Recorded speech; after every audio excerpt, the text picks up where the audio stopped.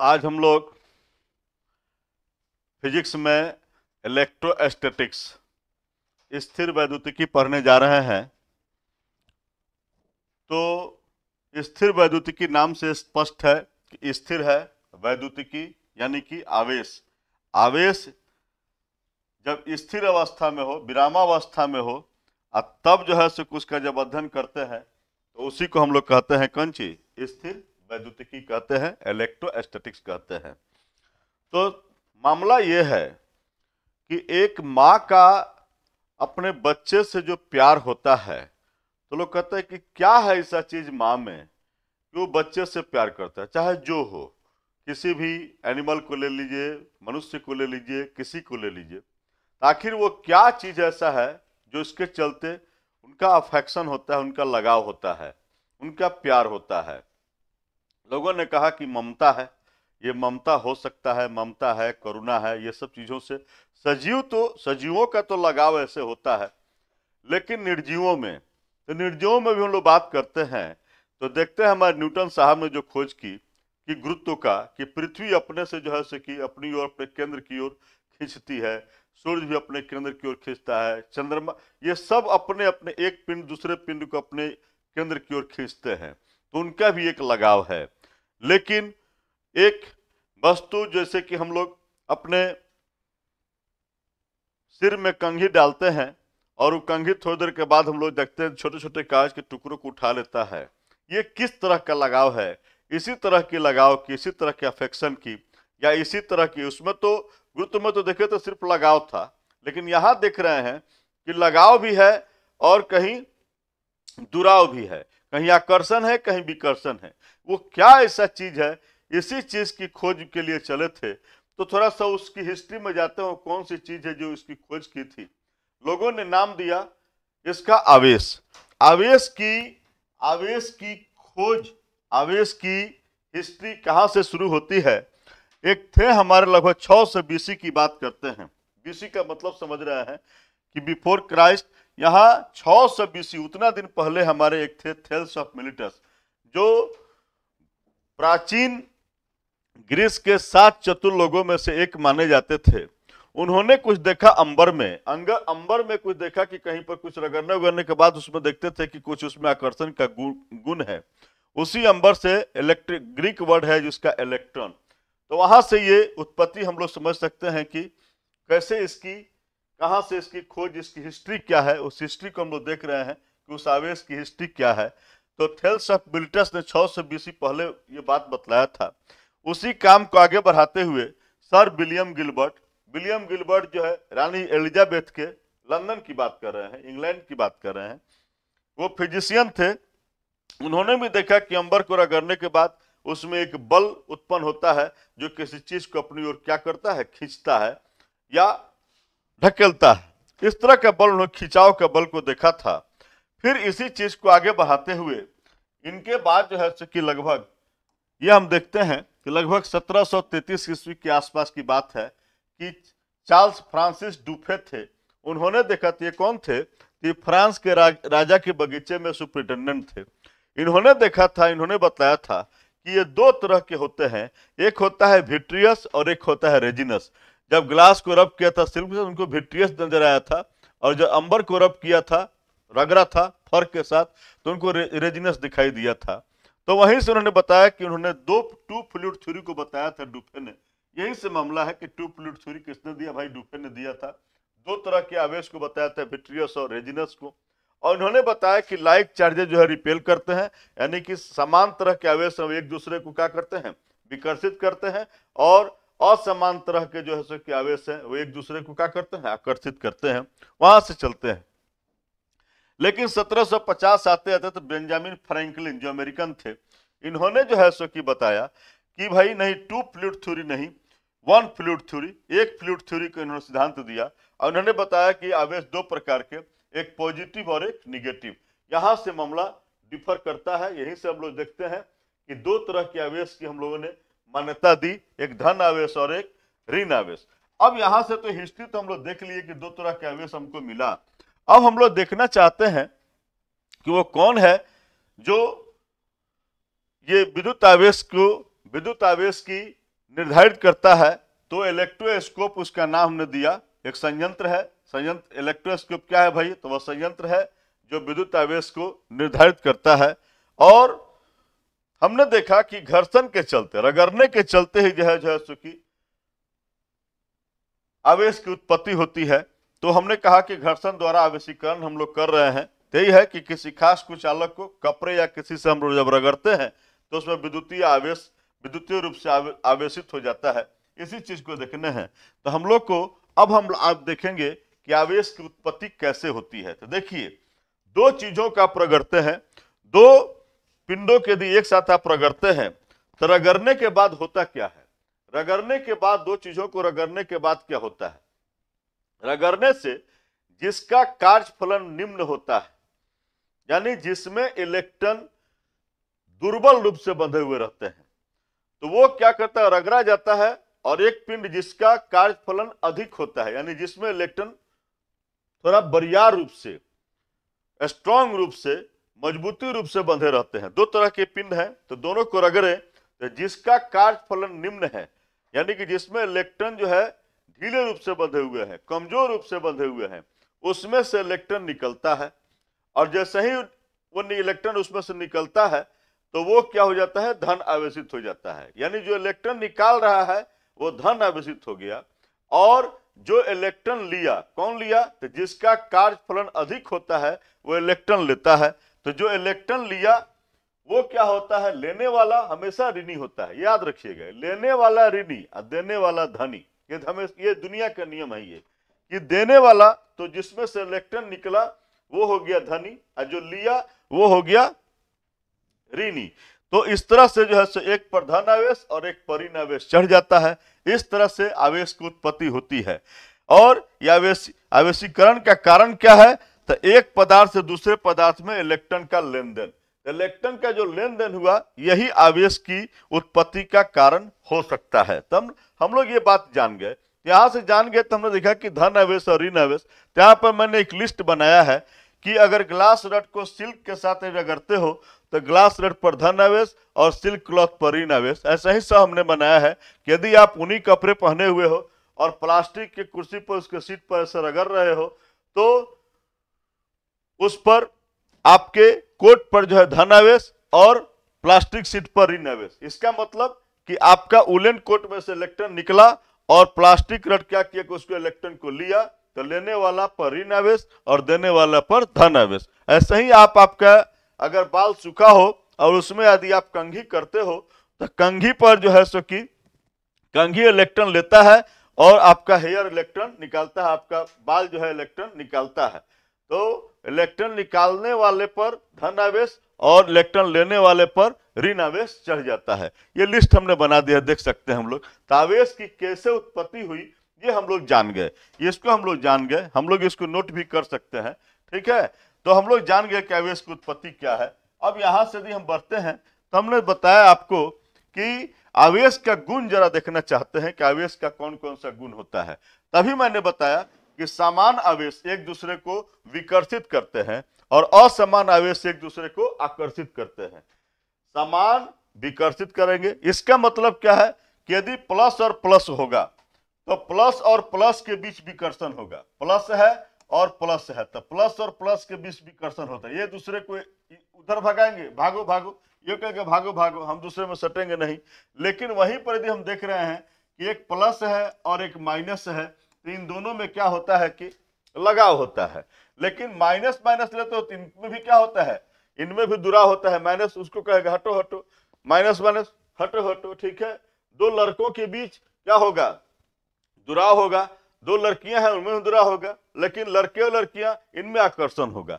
यही बात समझ के कि दो प्लस के बीच जो है सो कि विकर्षण, दो माइनस के बीच विकर्षण, लेकिन एक प्लस और एक माइनस है तो उनके बीच आकर्षण होता है। यही बात मैंने बताया है कि समान आवेश एक दूसरे को विकर्षित करते हैं और असमान आवेश एक दूसरे को आकर्षित करते हैं। एकदम याद रहने एक चीज है ये। दूसरी बात इसका गुण बता रहे हैं कि आवेश पदार्थ की मौलिक और आंतरिक गुण है। ये आंतरिक गुण है, ये किसी भी पदार्थ के अंदर यह रहने वाला ये गुण है और उसका एक मौलिक गुण है। ये भी हम लोग जान गए। और आवेश हमेशा संरक्षित होते हैं। आवेश हमेशा संरक्षित, संरक्षित का मतलब यह होता है कि ना आप उसका जो है सो कि उत्पत्ति कर सकते हो, ना उसका विनाश कर सकते हो। हाँ, उसका ट्रांसफरेंस हो सकता है, उसका ट्रांसफर होगा। तो यही बात मैंने कहा कि किसी विलगित निकाय की कुल आवेश हमेशा नियत बना रहता है।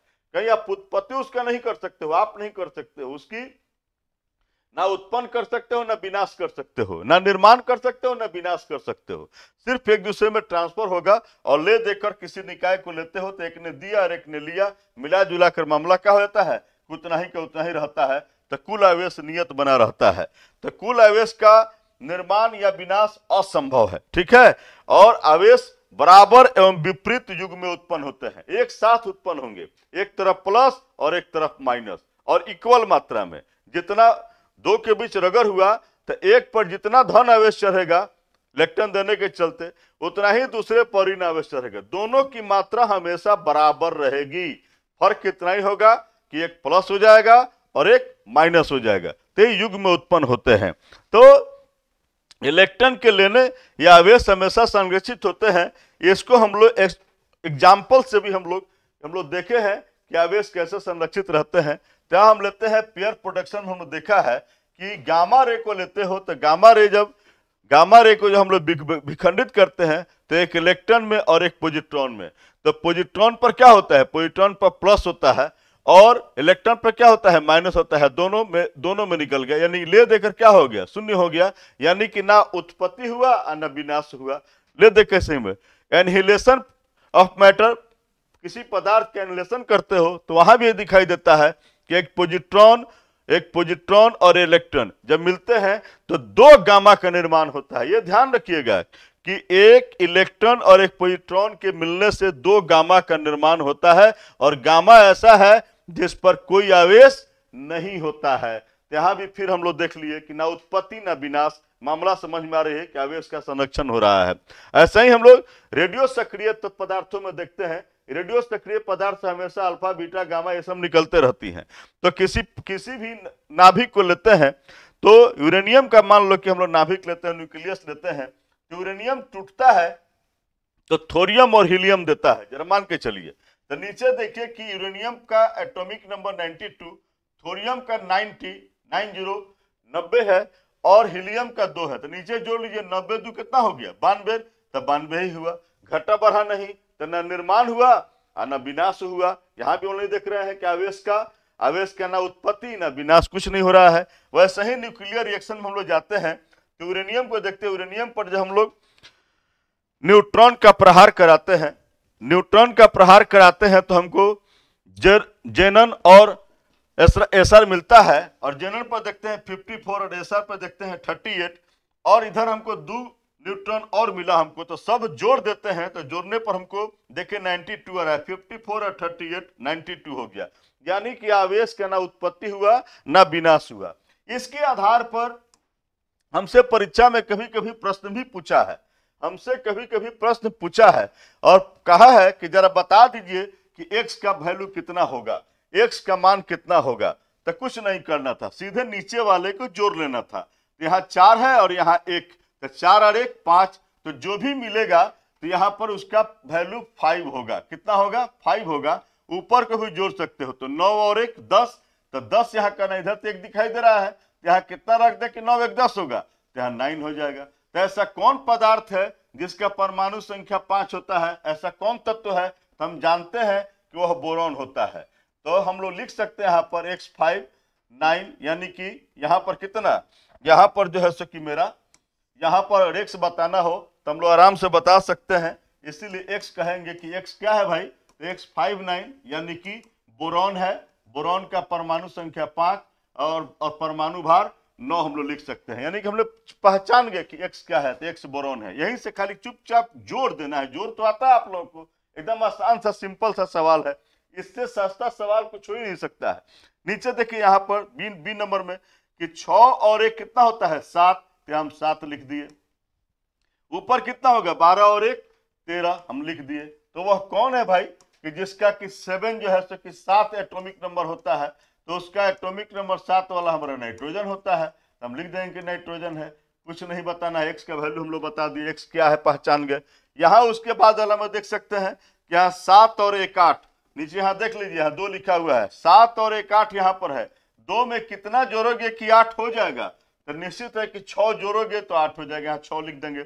ऊपर भी जोड़ दो, 15 और 1 16, यहाँ 4 है तो हम कितना लिख दें कि 16 हो जाएगा, तो यहाँ 12 लिख देंगे। तो हमको तो पता है ना जी कि कौन वैसा चीज है जिसका परमाणु संख्या 12 और परमाणु संख्या 6 और परमाणु भार 12, तो वह कार्बन है जिसका परमाणु संख्या 6 और परमाणु भार 12। एक्स पहचान गए, यहाँ भी पहचान गए, यहाँ दिया है यहाँ भी ऐसा कर सकते हैं, सिर्फ जोड़ देना है। 7 2 9, हम यहाँ 9 लिख दिए, 9 नहीं लिख सकते हैं क्योंकि 7 2 9 इधर है, इधर 1 दिखाई दे रहा है, तो कितना 1 में कितना जोड़ दें कि 9 हो जाएगा, तो 8 जोड़ देंगे तो 9 हो जाएगा, 8 है 1 9। ठीक वैसा ही ऊपर भी जोड़ दो, 14 4 16, इधर कितना है 1 है, कितना कर दे कि 16 हो जाए, 15 कर देंगे तो हो जाएगा 15 और 1 16। तो हमको ऐसा देखना है कि वो कौन सा तत्व है जिसका परमाणु संख्या 8 होता है, परमाणु भार 15 मिल सकता है, तो वो है ऑक्सीजन जिसका परमाणु संख्या 8 और परमाणु भार 15 हो सकता है। ठीक है ना, तो हम लोग जान गए। तो हम लोग इस तरह के क्वेश्चन आते हैं, बताइए इतना इजी सवाल आते हैं, लेकिन हम लोग इजी सवाल को भी हम लोग क्या करते हैं, हम लोग कहते हैं कि बहुत भारी है। बताइए सिर्फ जोड़ के लिख देना था, सिर्फ दोनों तरफ बैलेंस करते नीचे वाला के जोड़ को बता देना था, कुछ नहीं करना था। इतनी सी आसान सी सवाल है कि हम लोग इससे बता दिए हैं कि आवेश क्या होते हैं, आवेश संरक्षित होते हैं। आवेश क्या होते हैं, आवेश संरक्षित होते हैं, चाहे तो हम लोग नोट भी कर सकते हैं। ठीक है, तो ये आवेश संरक्षित होते हैं, इस तरह से हम लोग किस तरह से एग्जाम्पल से हम लोग समझ गए। तो अब हम लोग देखते हैं आवेश के और भी गुण हमारे पास है कि आवेश को बीजगणितीय रूप से जोड़ा जा सकता है। तो बीजगणितीय रूप से जोड़ने का मतलब क्या होता है कि मान लीजिए किसी निकाय में प्लस क्यू है, -2 क्यू है, +3 क्यू है, +5 क्यू है, तो टोटल आवेश कितना होगा, कुल आवेश कितना होगा, चुपचाप जोड़ देंगे जैसे। तब समझो कि हमने 1 रुपया कमाया, 2 रुपया कमाया, 3 रुपया कमाया, 5 रुपया कमाया, तो भाई मेरा खर्च और आमदनी, तो आमदनी कितना है 1 3 4 और 4 और 5 9 रुपया कमाया, और खर्च कितना किया है माइनस मैंने खर्च किया, 2 खर्च किया, तो बचा कितना मेरे पास 7, ये प्लस में बच गया, मेरा प्लस में बच गया, +7 क्यू हो गया, कुछ नहीं था। यदि ऐसा ही एक सवाल दिया गया है कि इसमें दिखाई दे रहा है -3 क्यू, -5 क्यू, +2 क्यू, +6 क्यू, कुछ नहीं करेंगे, सिर्फ जोड़ देंगे। जोड़ने आ गया, हम लोग अपना खर्च देखेंगे और आमदनी देखेंगे। ये खर्च है, -3 क्यू लिखने का मतलब कि 3 रुपया खर्च किया, 5 रुपया खर्च किया, खर्च कितना किया 5 3 8 रुपया खर्च कर दिया, कमाया कितना 2 रुपया कमाया, 6 रुपया कमाया, यानी कि 8 रुपया कमाया, तो मेरी बचत 0 हो गई। यही तो जोड़ तो देना था, खाली यहाँ खर्च लिख दिए, यहाँ आमदनी लिख दिए, मेरा कितना आ गया 0 आ गया। यानी बीजगणितीय रूप से हम लोग जोड़ सकते हैं। तो बताइए ना, अभी तक तो हम लोग सिर्फ जोड़ और घटाव सीख रहे हैं, कोई भी सवाल आ रहा है तो हम लोग जोड़ और घटाव से हल कर दे रहे हैं। इतनी सस्ती सवाल है, हम लोग इसको महंगा कर देते हैं। तो ऐसा ही जो है कि मेरे पास आवेश की और भी गुण है। एक बहुत ही महत्वपूर्ण गुण है कि विद्युत आवेश क्या होते हैं, क्वांटीकृत होते हैं, आवेश का क्वांटीकरण होता है। इसका मतलब क्या है बउआ, कुछ नहीं। आवेश का क्वांटीकरण होने का मतलब यह है, हमने अभी बताया था कि 2 चीजों को रगड़ते हैं तो एक इलेक्ट्रॉन देता है और एक इलेक्ट्रॉन लेता है। तो किसी पर इलेक्ट्रॉन कितना जाएगा, मान लो कि 2 लोग हैं, यहां पर 2 लोग हैं और एक इलेक्ट्रॉन क्या कर रहा है, दे रहा है, और एक इलेक्ट्रॉन ले रहा है। तो ये इलेक्ट्रॉन इसको दे रहा है, तो देने वाला पर प्लस और लेने वाला पर माइनस चढ़ जाएगा। अगर ये 5 इलेक्ट्रॉन दिया तो यदि 5 इलेक्ट्रॉन ये दे रहा है तो 5 इलेक्ट्रॉन देने का मतलब हुआ कि इस पर आवेश कितना हुआ, तो 1 इलेक्ट्रॉन पर जितना आवेश होगा उसका 5 गुना हुआ आवेश। और ये 5 इलेक्ट्रॉन जितना निकालेगा उतना ही ये लेंगे, और ये 5 इलेक्ट्रॉन लिया, इस पर कितना आवेश होगा भाई, तो 1 इलेक्ट्रॉन पर जितना आवेश होगा उसका 5 गुना। फर्क यही है कि देने वाला पर प्लस और लेने वाला पर माइनस। यानी कि हमको दिखाई दे रहा है कि जितना इलेक्ट्रॉन देगा तो किसी भी पदार्थ पर कितना आवेश होता है, यही बात ही बताता है क्वांटीकरण, कि जाएगा इलेक्ट्रॉन तो सीधा सीधी जाएगा, 1 जाएगा, 2 जाएगा, 4 जाएगा किसी पर इलेक्ट्रॉन, 10 जाएगा, 20 जाएगा, 100 जाएगा, लेकिन टूट भांग करके इलेक्ट्रॉन नहीं जाएगा। ये बात सीधे सीधे समझ। टूट भांग का मतलब कि 1 जा सकता है, 1.25 नहीं जाएगा, 1.5 नहीं जाएगा, 3/2 नहीं जाएगा, 5/2 नहीं जाएगा, 7/3 नहीं जाएगा। जाएगा तो 7 जा सकता है, 5 जा सकता है, 3 जा सकता है, 2 जा सकता है, लेकिन फ्रैक्शन में नहीं जाएगा। ये बात क्लियर, सही बात है यार। कहीं हम भी जाते हैं तो अपनी पूरी शरीर लेके जाते हैं, ऐसा थोड़े होता है कहीं गए तो जो है कि हम अपने कहे कि नहीं भाई हाथ तुम यहीं जा रह जाना, तुम आंख यहीं पर रह जाना। नहीं नहीं नहीं, जाएगा तो मेरा पूरा बॉडी जाएगा। तो जाएगा तो पूरा इलेक्ट्रॉन जाएगा। अब पूरा इलेक्ट्रॉन जाने का मतलब कि मुझ पर उतना ही धन आवेश चढ़ा जितना इलेक्ट्रॉन दिए, और जो लिया उस पर भी उतना ही ऋण आवेश चढ़ा। यही तो बात, एक छोटी सी बात इन्होंने कहा, और हम लोग ये शब्द देखकर डर गए कि क्वांटीकरण का मतलब क्या है। क्वांटीकरण का मतलब यही है कि किसी भी पदार्थ पर आवेश कितना होगा, तो जितना इलेक्ट्रॉन वो लेगा या जितना इलेक्ट्रॉन देगा तो प्लस और लेगा तो माइनस। इसीलिए प्लस माइनस हमने Q equal to plus minus n लिख दिया है। एन का मतलब मैंने बता दिया, 1 2 3 4 5 6 जो भी करना है कर सकते हैं। और Q क्या है, किसी पर आवेश है, किसी पिंड पर का आवेश है। और एक इलेक्ट्रॉन पर कितना आवेश होता है मैंने यहाँ आपको लिख दिया है कि 1.6 × 10⁻⁹ कूलम इतना आवेश होता है। तो लेन देन की मामला है यहाँ पर कि जो जितना इलेक्ट्रॉन दे दे या जितना इलेक्ट्रॉन ले ले, यही मामला है इलेक्ट्रॉन के साथ। और यही कहलाता है आवेश का क्वांटीकरण कहलाता है कि आवेश क्वांटीकृत होते हैं। क्वांटीकृत होते हैं का मतलब क्लियर समझ लीजिए कि जाएगा इलेक्ट्रॉन जितना 2 4 10 जितना जाए उतना ही उस पर धन, और जितना ले उतना ही उस पर माइनस होगा। ये क्लियर हो गया। हम लोग क्वांटीकरण का बस इतना ही मतलब है। इस पर बहुत तरह के सवाल भी लोग पूछ लेते हैं कि भैया मैंने जो है सो कि बाल में कंघी किया। मान लीजिए थोड़ी देर के बाद हम बात करते हैं, बाल में कंघी किया, तो हम बात पूछने वाला पूछेगा कि बताओ यार कंघी पर कितना आवेश हो सकता है। तो सीधा सीधी बात कहेंगे जितना इलेक्ट्रॉन बाल में से निकला होगा उतना ही इलेक्ट्रॉन पर, एक इलेक्ट्रॉन पर जितना होगा उसका उतना गुना होगा। अगर हमारा बाल जो है 5 इलेक्ट्रॉन दिया होगा तो उस पर 5 इलेक्ट्रॉन के बराबर उस पर आवेश होगा। तो 1 इलेक्ट्रॉन पर आवेश इतना है तो 5 पर कितना होगा, हम लोग गुना कर लेंगे 5 से, इसका 5 से गुना कर देंगे, 1 इलेक्ट्रॉन का आवेश का हो जाएगा, हमारा कुछ नहीं करना है। तो इस तरह का सवाल हम लोग यहाँ देख भी सकते हैं, बहुत तरह के सवाल हम लोग देख सकते हैं। देखिए यहाँ पर मैंने क्वेश्चन दिया है कि सिल्क के साथ रगड़ने पर कांच की छड़ को सिल्क के साथ रगड़ रहे हो तो कांच की छड़ पर कितना आवेश प्राप्त होता है, कितना आवेश प्राप्त होता है बताइए।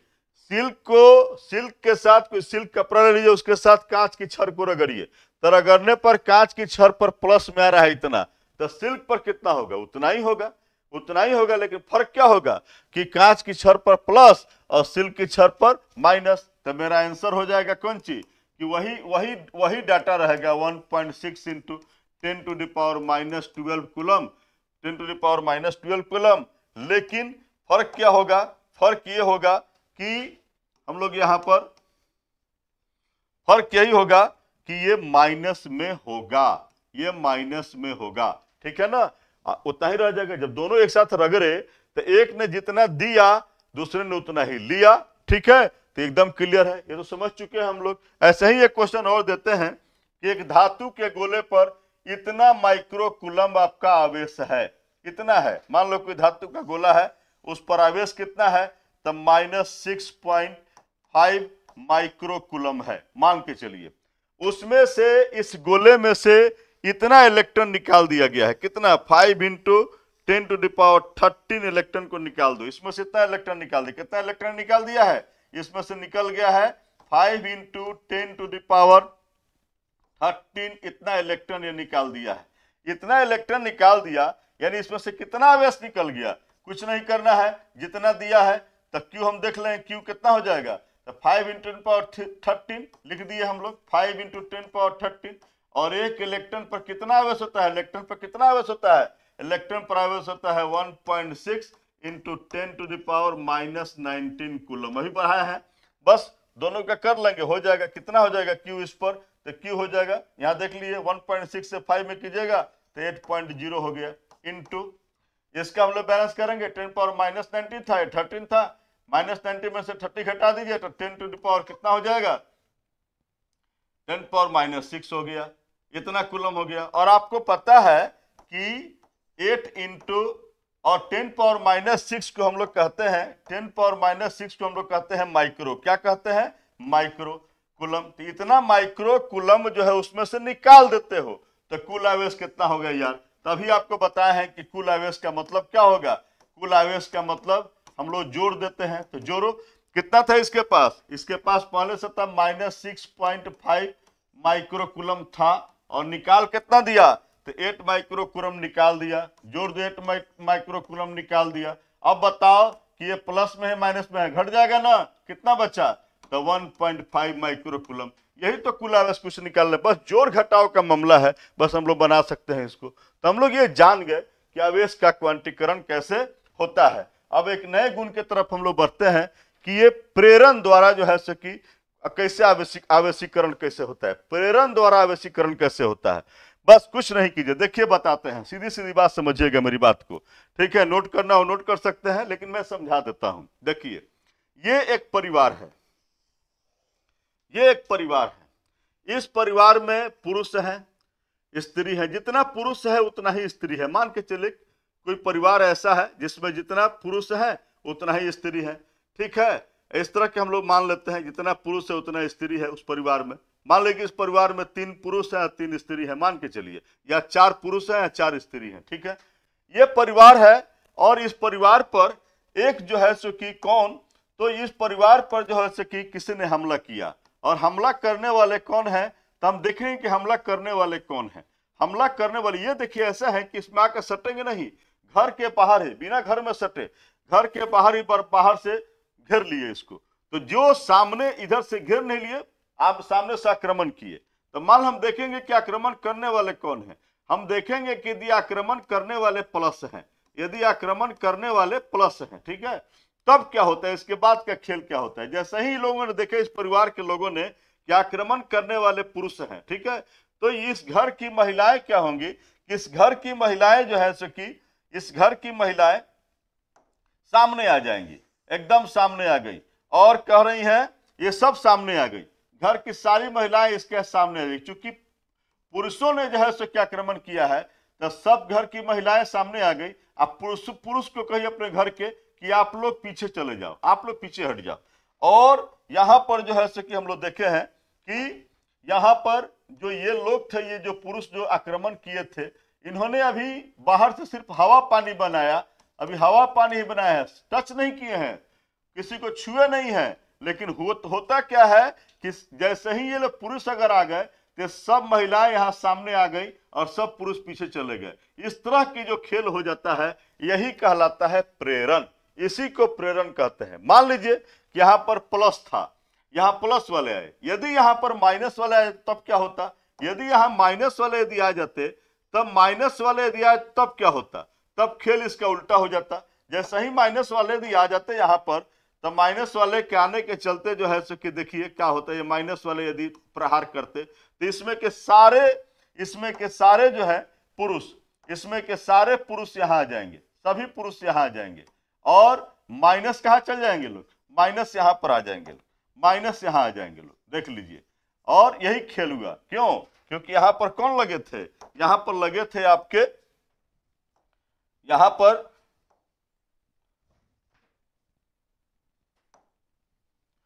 पर जो लगे थे, यहां पर लगे थे माइनस, यहां पर माइनस लगे थे, ठीक है। तो माइनस के लगने के चलते जो है, यहां लगे थे माइनस लगे थे, तो माइनस के लगने के चलते यहां के सारे पुरुष सामने आ गए, और सारी महिलाएं कहां चली गई, सारी महिलाएं पीछे चली गई, सारी महिलाएं पीछे चली गई। बात समझ में आ गई कि अगर माइनस वाले प्रहार करेंगे तो सब प्लस वाले सामने से आकर मोर्चा संभालेंगे, और प्लस वाले प्रहार करेंगे तो माइनस वाले आकर मोर्चा संभालेंगे। यही कहलाता है प्रेरण। उसी चीज को मैंने लिखा है कि दो पिंडों के बीच बिना प्रत्यक्ष संपर्क के, बिना कोई डायरेक्ट संपर्क के, कोई संपर्क नहीं हुआ, किसी आवेशित पिंड को किसी अनावेशित पिंड के द्वारा, कोई आवेशित पिंड ही आवेशित है, अनावेशित है, ये आते हैं तो उसको क्या कर देते हैं, उसको आवेशित करने, यही आवेशित करने की जो प्रक्रिया है यही प्रेरण द्वारा आवेशीकरण कहलाता है। हमको समझ है कि आपको यह बात क्लियर रूप से समझ में आ गई होगी। बहुत भारी भारी बात हम लोग नहीं पढ़ रहे हैं, बहुत हल्के फुल्के बातों को हम लोग पढ़ रहे हैं, ठीक है। तो ये आज हम लोग आवेश के सभी गुणों को हम लोग देख लिए, और आवेश के गुणों को देख लेते हैं, तब फिर हम लोग आगे बढ़ेंगे, ठीक है ना। देख लीजिए।